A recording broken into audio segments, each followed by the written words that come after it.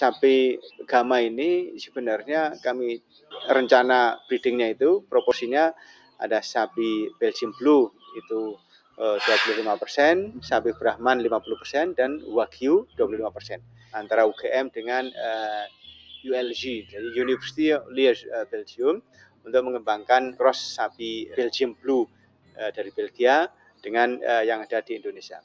Kami untuk membuat ikon breed baru yang terdiri dari ini sapi Belgian Blue itu dikawin silangkan dengan sapi Brahman.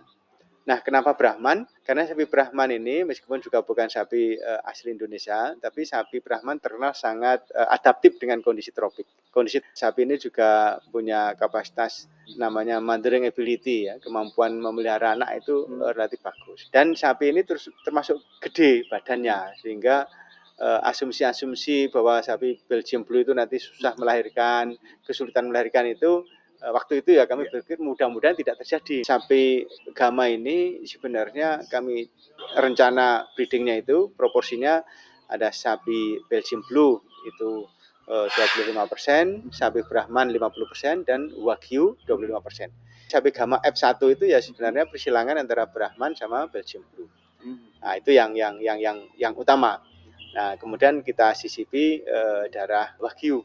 Kenapa Wagyu? Karena Wagyu itu sangat dikenal sapi yang memiliki kapasitas produksi daging sangat bagus, kualitasnya kualitas premium, sehingga sangat berkualitas karena ada marbling dan sebagainya. Kita berharap sapi Gama itu kami definisikan sebagai sapi yang memiliki karakteristik adaptif terhadap iklim tropik, ini dari darah Brahman, memiliki otot ganda, itu dari Belgian Blue, tetapi dagingnya berkualitas premium, itu dari Wagyu. Rata-rata pada lahir cross antara Belgian Blue dengan Brahman itu juga kurang dari 35 kilo.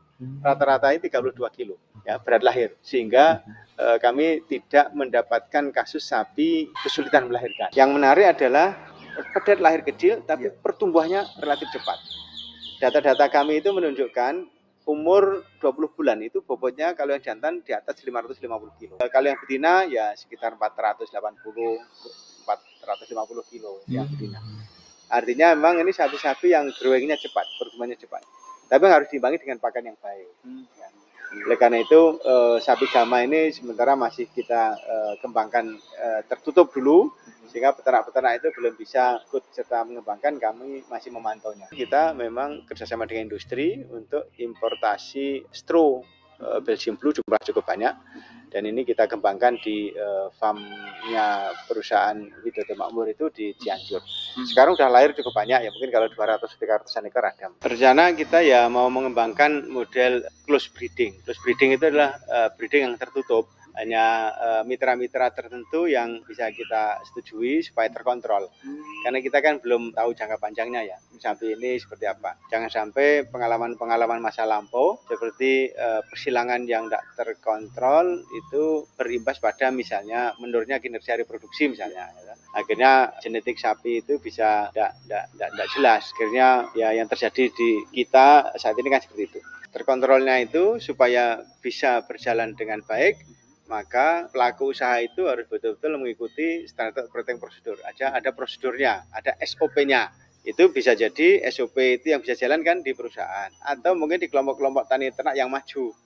Ya, nanti dalam pantauan, kontrol, dan pendampingan dari kami. Yang kami pikirkan ke depan salah satu pendekatannya adalah itu. Nanti misalnya kalau ada kelompok tani ternak yang maju, memiliki komitmen, ini kita bisa coba kembangkan. Yang disebut dengan nanti close breeding tadi. Bagaimana di Thailand juga begitu, bekerja sama dengan kelompok peternak. Tapi mereka punya komitmen, sapi-sapi yang nggak bagus ya harus dieliminasi atau dikaling ya. Tapi yang bagus dipertahankan supaya nanti dari tahun ke tahun sapi itu akan tetap terjaga bahkan semakin bagus.